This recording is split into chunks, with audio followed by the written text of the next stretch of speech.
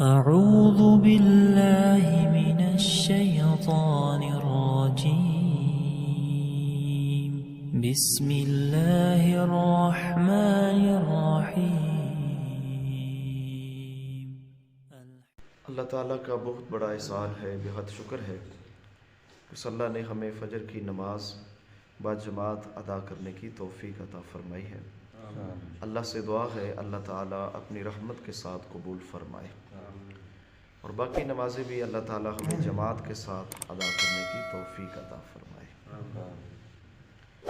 اس آیت کے اندر اللہ تعالیٰ نے اپنی ایک اور قدرت کا ذکر کیا ہے، اپنی ایک اور قدرت کو بیان کیا ہے۔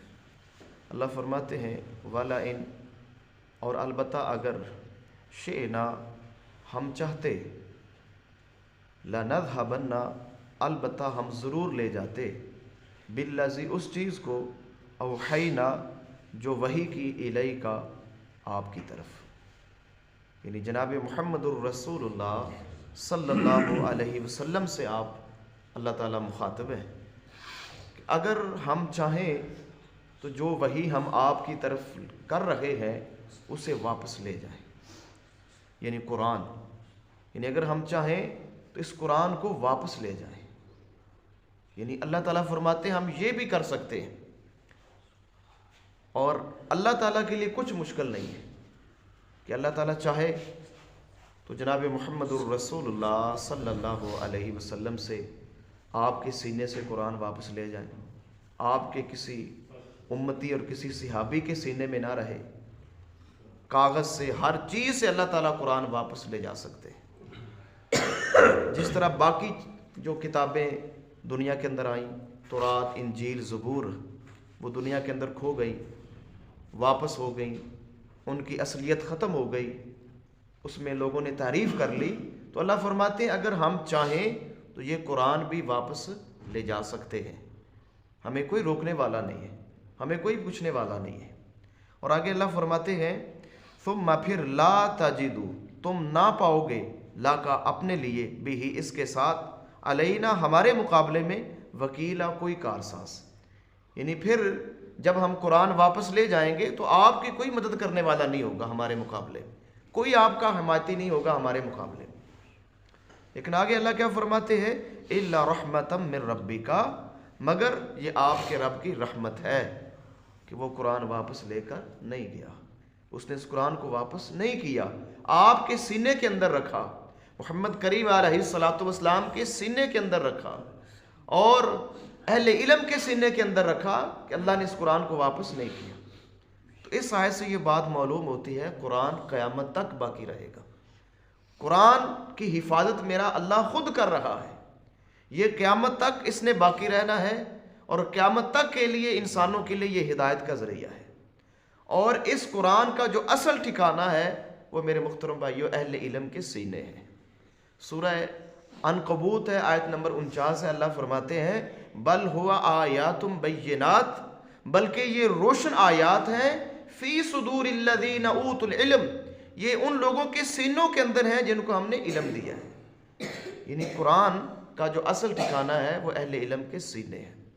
کوئی ظالم اگر اس کے تمام اوراق ختم بھی کر دے، تمام نسخے اس کے غائب بھی کر دے، پھر بھی یہ قرآن غیر محفوظ نہیں رہے گا، بلکہ لوگوں کے سینے کے اندر ہے۔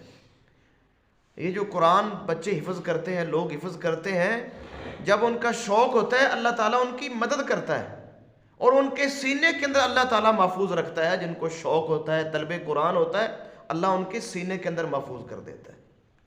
اسی طرح اللہ تعالیٰ فرماتے ہیں، سورہ الحجر ہے، آیت نمبر 9 ہے، اللہ فرماتے ہیں کہ ہم نے اس قرآن کی حفاظت کرنی ہے، اِنَّا نَحْنُ نَزَّلْنَا الذِّكْرَ وَإِنَّا لَهُ لَحَافِظُونَ، یہ ذکر ہم نے، یہ نصیحت ہم نے اتاری ہے، اور ہم ہی اس کی حفاظت کرنے والے ہیں۔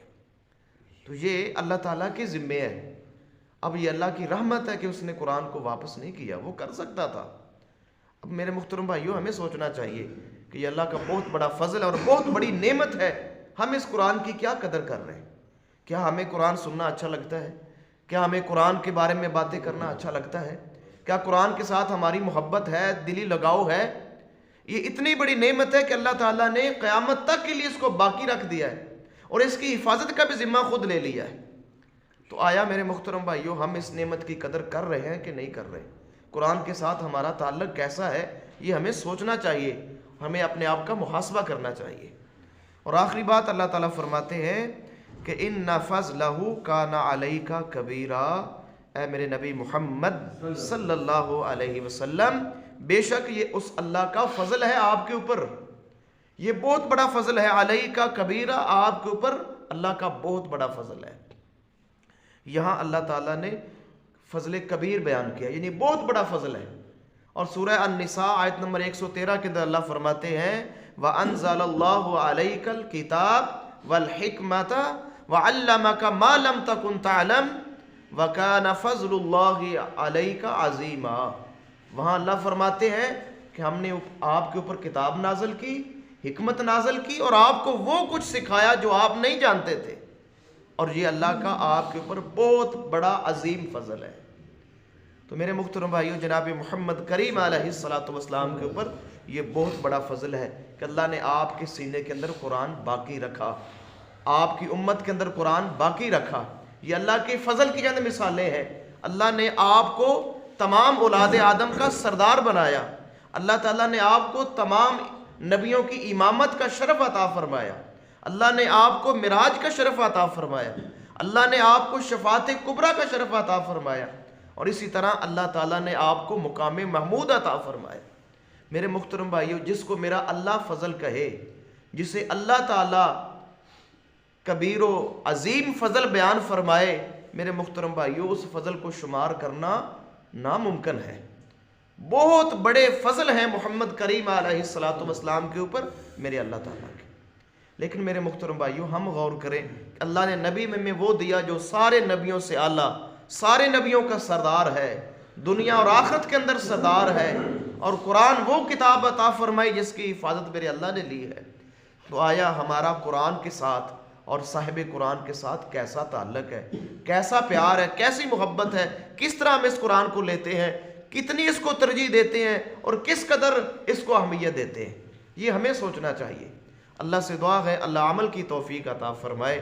اللہ تعالیٰ اس قرآن کے ساتھ اور صاحب قرآن محمد الرسول اللہ صلی اللہ علیہ وسلم کے ساتھ سچی ایمانی عملی محبت کرنے کی توفیق عطا فرمائے. اللہ سے دعا ہے اللہ کمی کوتاہی معاف فرمائے.